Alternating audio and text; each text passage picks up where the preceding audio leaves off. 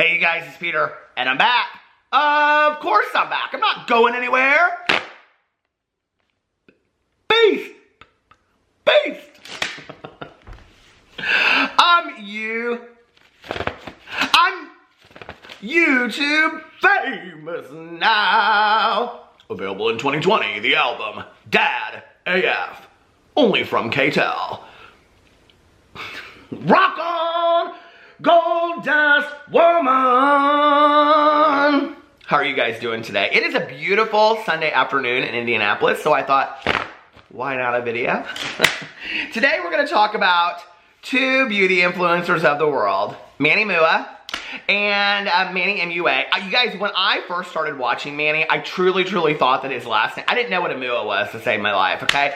I didn't know that Mua standed for MUA, standard for makeup artist, and so if you go back and you watch my very first videos of him, I really thought his last name was Mua. Anyway, we're going to talk about Manny Mua, and then we're going to also talk about a little stuff that's going on, well, 2 or 3 things that are going on with James Charles. So, first of all, let's talk about Manny Mua. Now, I've kind of seen this story unfold over Twitter over the last couple weeks, but today he came out with a video, I think about 40 minutes ago. Yes, exactly 40 minutes ago. And the video is called, I Never Wanted to Make This Video. And I really had no idea going into this video what it was going to be about. I mean, I thought, is this going to be a video with him talking about past friendships or things that he's been accused of or whatever. But what it ended up being about, okay, was the fact that he is upset that Makeup Revolution came out with a component for a highlighter that looks identical to his Lunar Beauty component for his highlighter.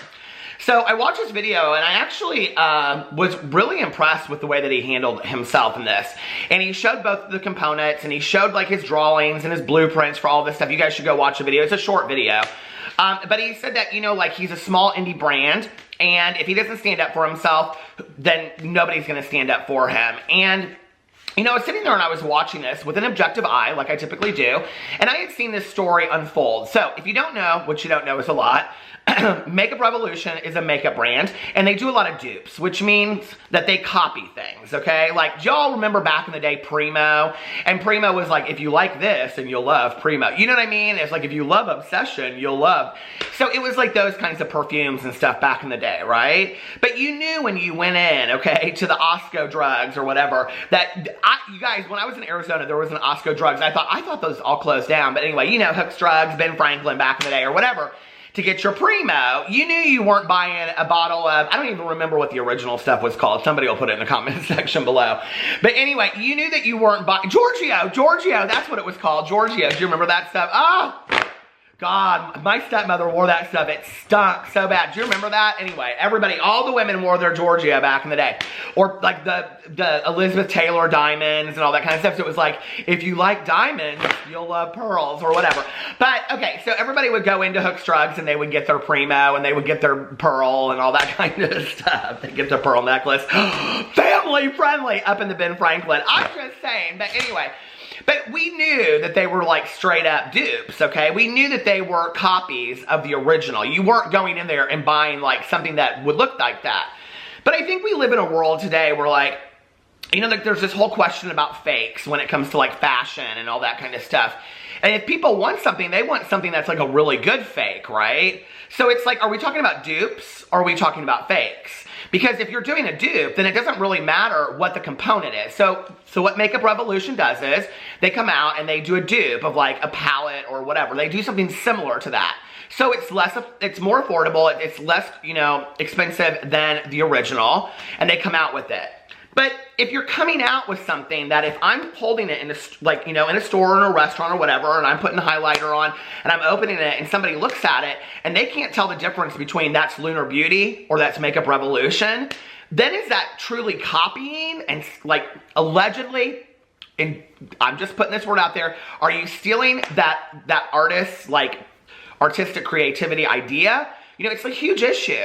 And I was thinking about this when I was watching this video. You know, through the years that I have done drama, there have been tons and tons and tons of videos made about like people stealing other people's logos or art. And it's always this huge deal, right? It's always like, well, you know, this beauty influencer stole this smaller creator's idea. Or, you know, this person, this YouTuber stole this person's art and used it for their own as far as like merchandise and things like that. And it's always this huge issue, right? When we are talking about smaller creators and we're talking about, you know, smaller people, just artists out there whose stuff is getting stolen. I actually did a whole video about it, I think, over here in talking about, I can't remember who I was talking about. It was just recently. But Simply Kenna, that was a huge issue with her as well. If you remember back in the day, it was a huge, huge issue with Simply Kenna. And so, like, it's just the fact that Manny hasn't been getting tons and tons of attention about this, but other people would because they're smaller, but Manny, on the level that he's at, I just think it's unfair. I think it's really, really unfair. If we're going to say it's unfair for this small artist, and it's unfair for Manny too. And he talked about how he put his hard-earned money into all of this kind of stuff, you know, and that everything that he earns from Lunar Beauty basically goes back in to make more products. So I sat there and I watched this and I was like, yeah, this is crap. And, you know, he showed the blueprints for the component that he made and that it was his personal component. And I think on some level too, you know, like you have to, I guess, from a business point of view, be prepared that when you make something, I mean, we already know there are tons of copies out there, okay? Like every one of Jeffree Star's palettes has been copied, you know? Like all of the, you know, every kind of makeup that you can imagine is out there and it has been copied, right? And you can find it, you know, in like online and other places and, you know, what do you call it? Discount districts and things like that. But does that make it right? No, it doesn't make it right.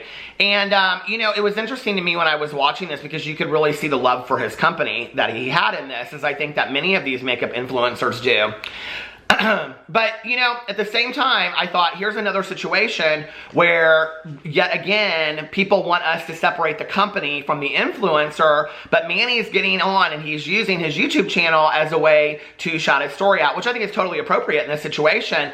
But, you know, this is what I've talked about in the past, which is where the beauty influencers have a hard time separating themselves from their public persona, if that makes sense. And, you know, I think this was a valid time for him to use it, you know, to use his voice, and he said that he's going to stand up for himself. He then tweeted out afterwards and he said, this was 18 minutes ago, well, 18 minutes ago from the time that I started the video, he put, stand up for yourself.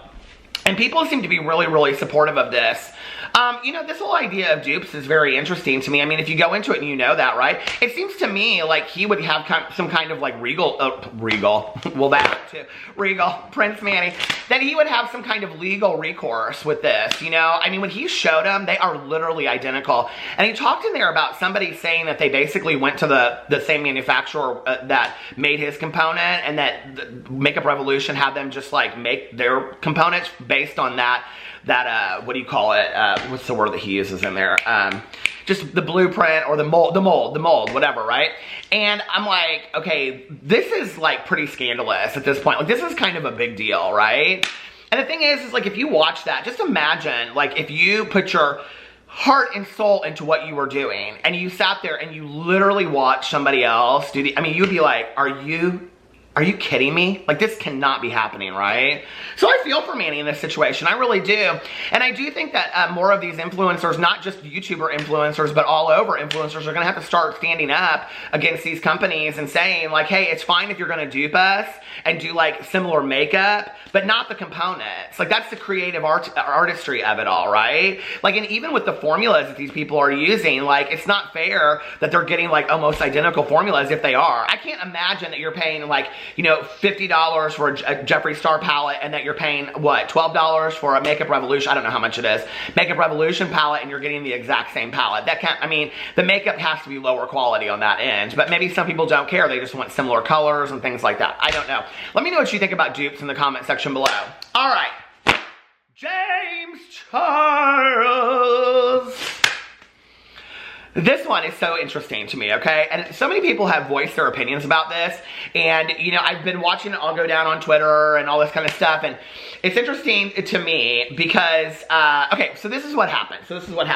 James Charles came out and he came out with this tweet towards Cameo. Now, if you don't know what you don't know is a lot. The receipts. Whitney. Okay, if you don't know what you don't know is a lot. Cameo is this website where basically somebody sets a price, okay? Like, so if I had a Cameo, which I have actually thought about, and I have been emailed a lot by these people too. So when I saw what he said, I was like, yeah, I get a lot of emails from them too. But So anyway, it's where you like set up this profile, right? And then I guess like I say for $20 or whatever, if you want like a birthday shout out, come over and you can like, you know, what do you call it? You can send me the $20 and then you can whatever. So you can do it for your loved one. You could do it for whatever, right? And then you'll get a personalized message from me and Cameo. Who'd care?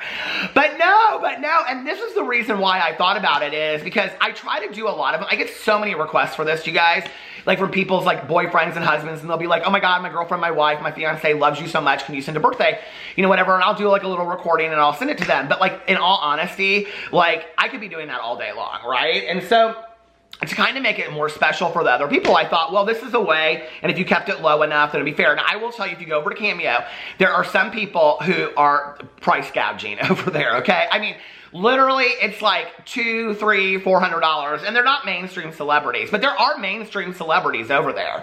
So when I started seeing all this negative talk about Cameo, I didn't really think, I mean, I'll tell you, like, here's about as much as I know about it, okay? Is that Nick Avocado's boyfriend, or husband, Orlin, had bought one from Trisha Paytas for Nick back in the day, just to get an answer for him, if you remember back in the day. And then I also know that Jake Yonsei, congratulations, Jake. Jake hit 100,000 subscribers.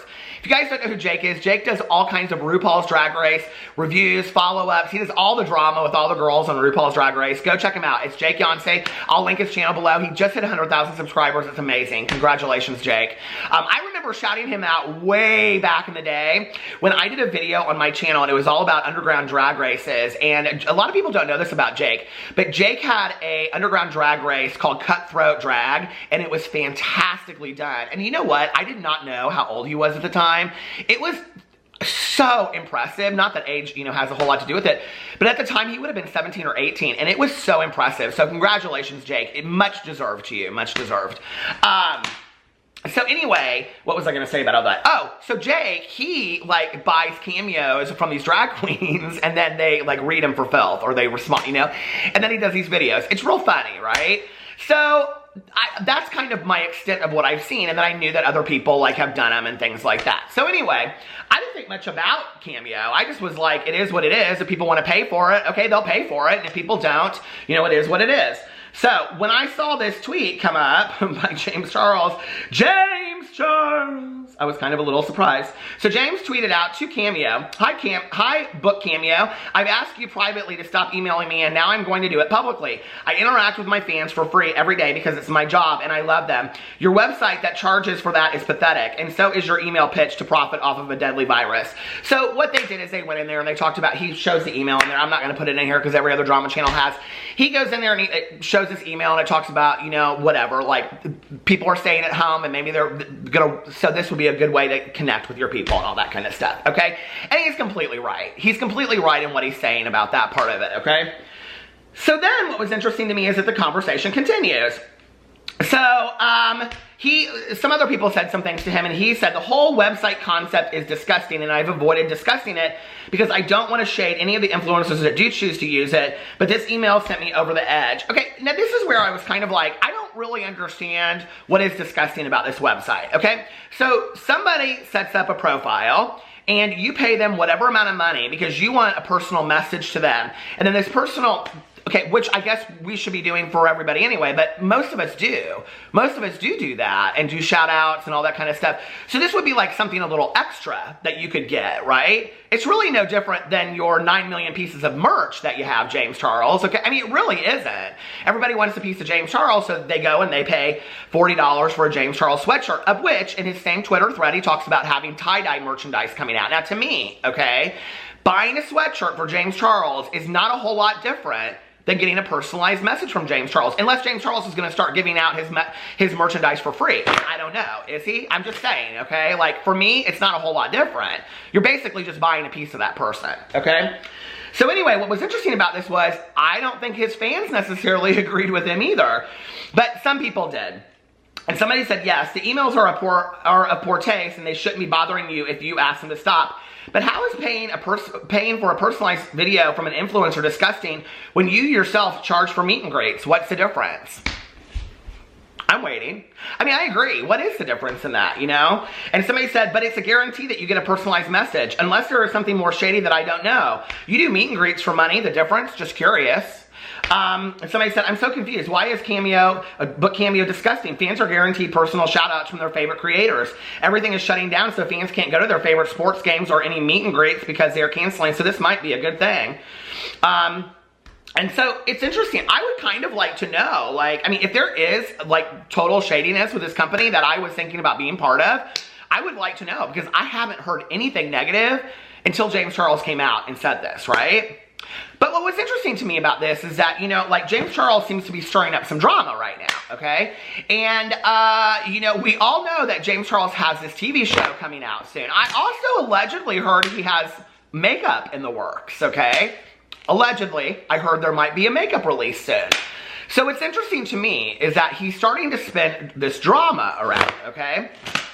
What else was interesting to me was, have you heard that people are begging James Charles to do a vlog? Okay, so people are begging James Charles to do a vlog. Now, if you go over to his Instagram, it was about a week ago. I noticed this, I think it was, was bits and pieces, okay? But then it was like this whole thing all together.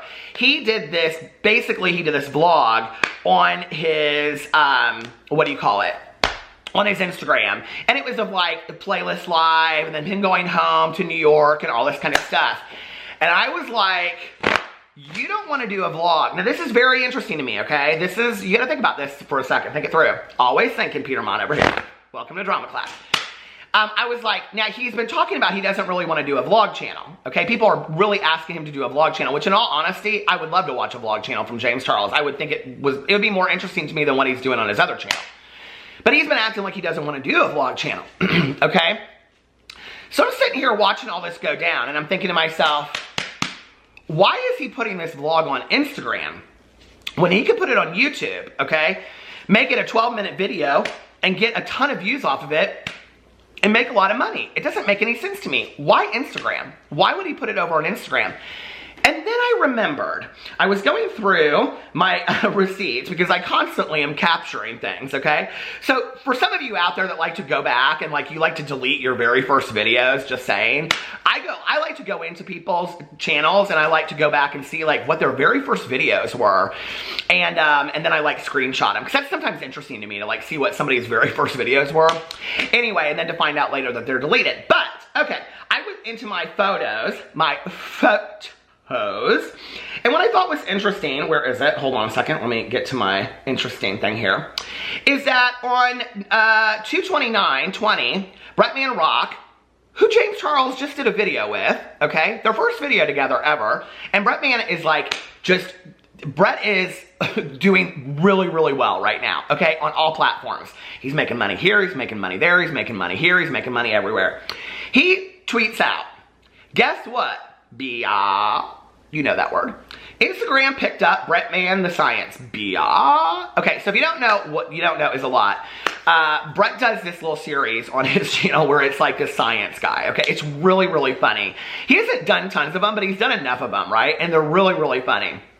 Actually, his Instagram is hilarious. And one of the things I've really liked about Brett through the years is that he is somebody that kind of does his own thing, has his very own significant voice, but kind of stays out of the drama. Like, he's gotten into a little bit with Nikki the Dragon, and for a while people were like speculating that they're not friends anymore because all the pictures were gone from his Instagram, but I couldn't find that and stuff. But like, there's not a whole lot of drama, and I've kind of been like, I think he's somebody that's interesting to me that I think if you were going to look up to somebody to look at their career, to see like how to model your career after in the beauty industry, he's definitely somebody to model after. He's been himself. He's done what he wanted to do. He's still invited. He just met Rihanna the other day. So anyway, about, you know, Fenty Beauty and all that. So he said, and she will be coming to you every week on IGTV starting tomorrow. Okay. So I'm like, this is interesting to me. And then he posted his first video over there. So now, and then if you go underneath here, what's interesting, people are like, girl, every company is running you a check. Get that coin, okay? So now, Brett is getting, he is getting sponsored by Instagram, supposedly, for his Instagram story. Brett, the science, you know what? Biatch. And then all of a sudden, James Charles is posting vlogs on his Instagram. Is he wanting to get picked up over there too? And Nikita Dragon just got picked. I got a bunch of people that sent me this yesterday. Nikita Dragon just got picked up by Snapchat, okay? She has her own story over on the Snapchat. And I know Keemstar from Drama Alert, he does better on Snapchat than he does on YouTube these days. So it's interesting to me, okay, that people that are in the know, like James Charles, when we talk about people that are in the know with YouTube, James Charles is really, really in the know, okay? Why are you, instead of starting a vlog channel on YouTube, going over to Instagram? Like, do you know something about YouTube that we don't know? Number one. Number two, why, if YouTube has been so good to you, has defended you, has a lot, YouTube has been really, really good to James Charles. He's now gonna go over to Instagram and he's gonna start a vlog over there. Like, that's interesting to me, right? That he wouldn't feel like it should be over on YouTube, but maybe he doesn't feel that way. But it feels like they're diversifying themselves, right? So maybe that's what we need to do. Maybe we need, I'm getting on my Facebook page. I'm doing Facebook Lives, okay? Facebook's where it's at for the old folks like me. All my good old Judies, they're all over the Facebook over there posting their political opinions left and right. Listen, you can't get them off there. Memes of cats and that dog hitting its tail up against, you know, the one that sings that song. It's just, it's too much. It's too much over there on the Facebook. But I'm getting on the Facebook. I'm gonna get me my own Facebook. You know what my good Judy told me? We were in the car the other day. Okay, my good Judy, Tanya, and I, we used to watch Nancy Grace back in the day. And she's like strolling through something. All of a sudden, it's Nancy Grace. Elizabeth, can you flash that picture up there of where, of where Judy Smith, she was at the Walmart and then she disappeared. Elizabeth, that picture. I was like, is that Nancy Grace? And she goes, yeah. And I said, Nancy Grace is back on TV? She goes, oh no, she's got her own TV show now on Facebook. I'm getting my own TV show on Facebook. Don't think I'm not, okay? I am. And screw these kids on the Instagram. Y'all can have your couture modeling over there.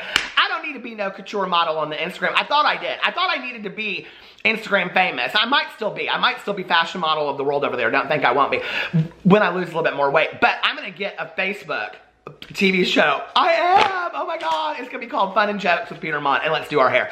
But anyway, let me know what you think about all this. Don't you think it's interesting? I think it's real interesting. I could care less so much about the cameo thing. Okay, James Charles comes for everything that he thinks is below him. He'll wake up one day at 35 and be like, damn, I wish I'd done that cameo. I wish I had done that cameo. But you know what? Sometimes time's too late. When we were his age, we all thought that we knew everything, didn't we? I might start me a cameo though. What do you think? Unless I find out that there's something truly shady about it. Put it in the comment. If you want me to start a cameo, put it in the comment section below. I love you guys, and I will see you tomorrow. Bye.